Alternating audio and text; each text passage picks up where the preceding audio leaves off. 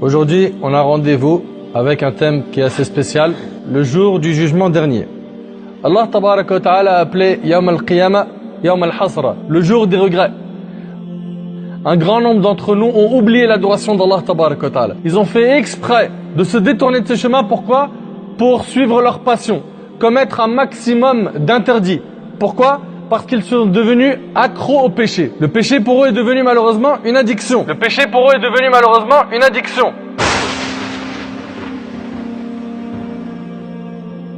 On les voit, les gens, juste le code du permis de conduire, ils sont là en train de suer, transpirer et stresser tous ceux qui sont autour d'eux pour juste le code. Là, on parle de ta destination finale. Est-ce que tu seras au paradis, mon frère, pour jouir pour l'éternité? Ou est-ce que tu seras en enfer, wal'iyadhu billah, et si tu y vas, combien de temps tu vas y rester? Chacun d'entre nous a révisé comme il le fallait parce qu'il allait passer son bac, ou un BTS, ou un examen de médecine, ou d'architecture. Il faisait des grandes écoles, donc il a veillé, il a bu des cafés, il faisait des recherches. Pourquoi? Parce que pour lui, la validation de cet examen était importante. Et malheureusement, le plus grand examen que l'humanité entière va passer. Tout le monde va passer cet examen, musulmans et non musulmans. Mais qui d'entre nous se prépare pour ce jour? Qui a peur d'Allah Jalla fi'ula au point où à chaque fois qu'il va commettre une action, il dit: est-ce que ça va alourdir la balance de mes péchés ou la balance de mes bonnes actions? Nous, 1400 ans plus tard, on fait des énormités du matin jusqu'au soir, on culpabilise jamais. Je répète, Ibn Abbas radiyallahu anhu m'a dit: au jour de la résurrection, Allah enroulera le soleil, la lune et les étoiles, les jettera dans l'océan, puis enverra un vent très chaud qui les réduira en une masse de feu et ils brûleront pour disparaître à jamais. Allahu Akbar. Et ce que je suis en train de vous dire là, c'est pas je suis en train de vous décrire la bande-annonce du prochain film d'Hollywood. Je suis en train de vous parler de ce qu'Allah, le roi, le maître, nous annonce comme étant des choses que nous allons voir, des choses qui sont véridiques, des choses que tu le veuilles ou non, ils vont se dérouler. Al-mar'u ma'a man ahab. L'homme sera ressuscité le jour du jugement avec ceux qu'il aime. T'as aimé qui dans la dunya, mon frère? T'as aimé tel joueur de foot, tel star, tel humoriste, tel comique? T'as aimé telle personne qui chante et qui rappe, qui danse? T'as aimé ces personnes-là? Est-ce que t'aimerais être en leur compagnie Yawm al-Qiyamah?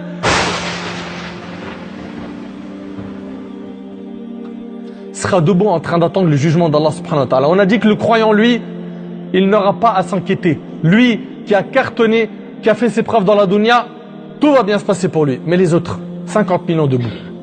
50 000 ans debout. T'imagines un petit peu? Et c'est pas fini.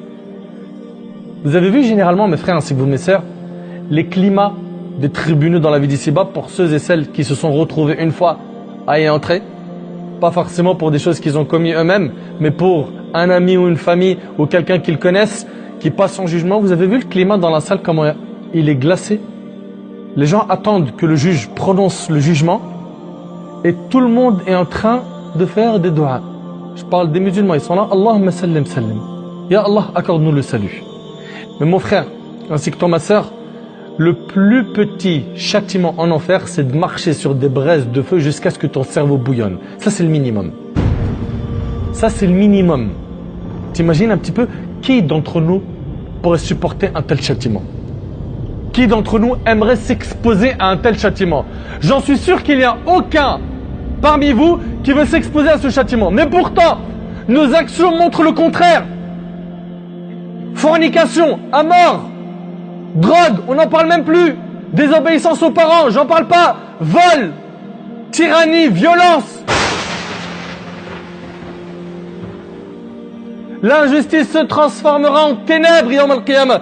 Le jour du jugement, toi qui as été injuste, toi qui as commis des bavures, si tu t'es pas repenti avant et que tu n'as pas demandé pardon et restitué les dépôts à leurs ayants droit, Yawm al-Qiyamah, tu seras en train de distribuer tes hasanats si t'en as, pour rembourser le mal que tu as fait. Et si tu n'as pas de hasanat ou tu en as plus, les personnes lésées prendront leurs péchés et les jetteront sur ton dos.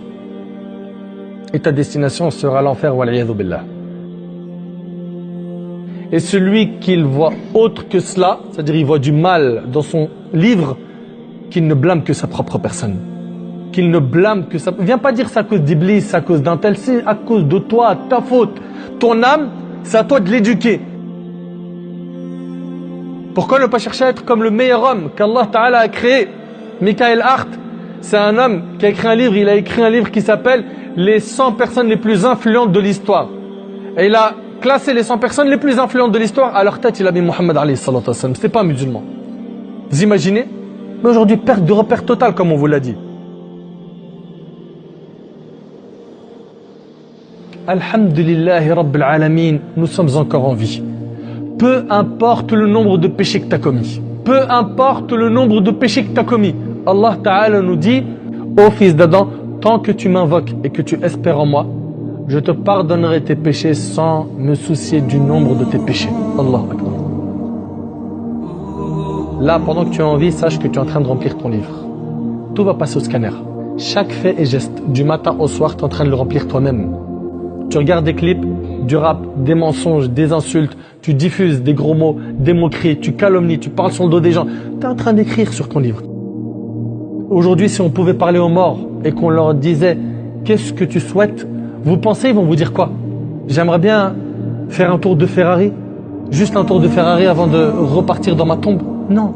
Chacun d'entre eux voudra quoi? Revenir dans la vie d'ici-bas. Quand la mort vient à l'un d'eux, qu'est-ce qu'il dit? Il dit « Oh Allah, fais-moi revenir sur terre. » Afin que je fasse du bien dans ce que j'ai délaissé. Qu'Allah tabaraka wa ta'ala me pardonne ainsi que vous. Qu'Allah subhanahu wa ta'ala installe dans nos cœurs ce sentiment de culpabilité. Qu'Allah fasse naître dans nos cœurs la taqwa, la piété. Qu'Allah tabaraka wa ta'ala fasse que nos cœurs soient sensibles au rappel. Non mon frère, il faut que tu écoutes et tu mets en pratique. Allah subhanahu wa ta'ala an yanfa'ani bima qultu wa yanfa'akum bima sami'tum. Hadha ma a'lamu Allahu 'azza wa jalla a'la wa a'lam. Subhanaka Allahumma bihamdik ashhadu an la ilaha illa anta astaghfiruka wa atubu ilayk. Jazakumullahu khair. Barakallahu fikum. A'tazir 'ala al-itala, désolé de votre